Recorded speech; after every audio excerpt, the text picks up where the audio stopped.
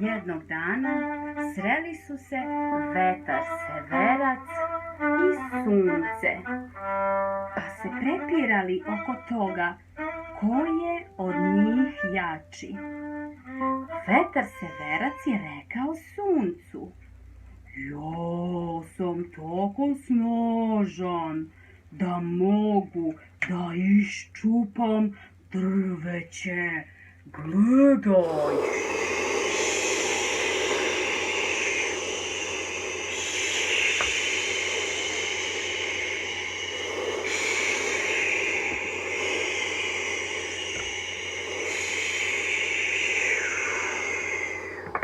Ja svojom snagom mogu da potopim brod na moru.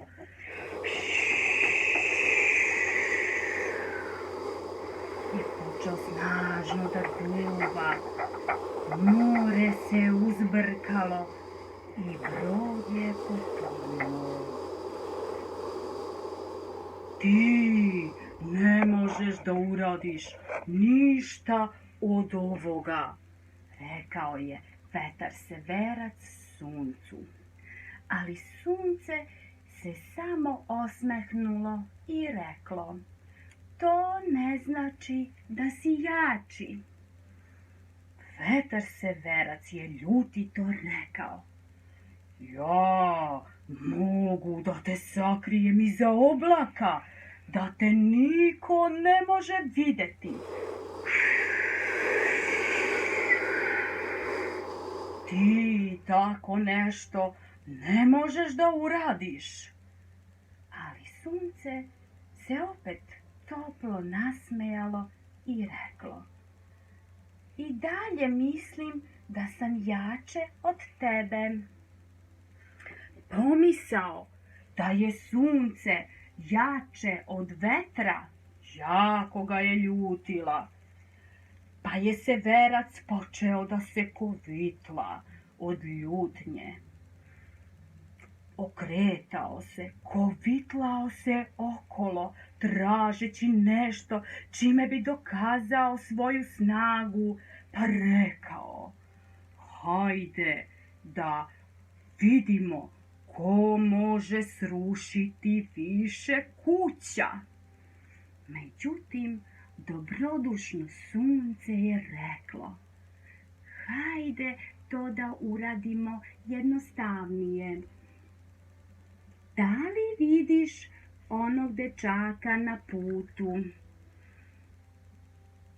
Vidim, reče vetar severac. Hajde da vidimo koga može prvi naterati da skine šal. Taj je onda i jači. Severac se složio i počeo snažno da duva.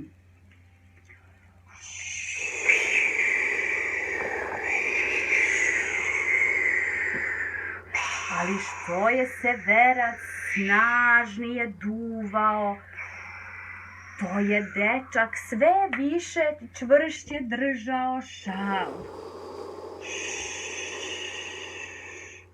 Severac se ljutio, besneo, bacao na jadnog dečaka i kišu i sneg.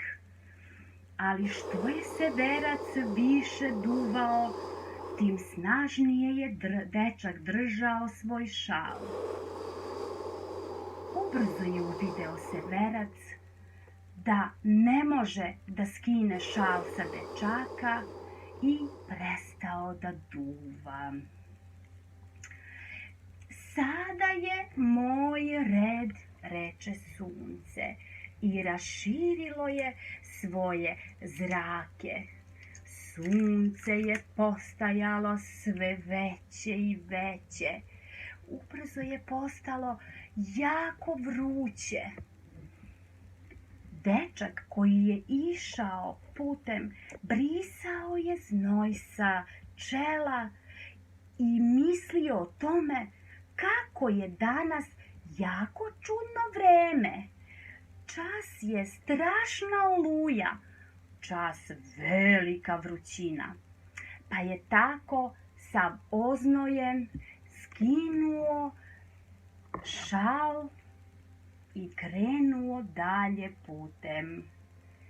Tada je Severac priznao suncu da je ono jače od njega, a sunce je ostalo da sija na nebu. Milošću i dobrotom može se mnogo više postići nego hvalisanjem i ljutnjom. Čiča miča i gotova priča.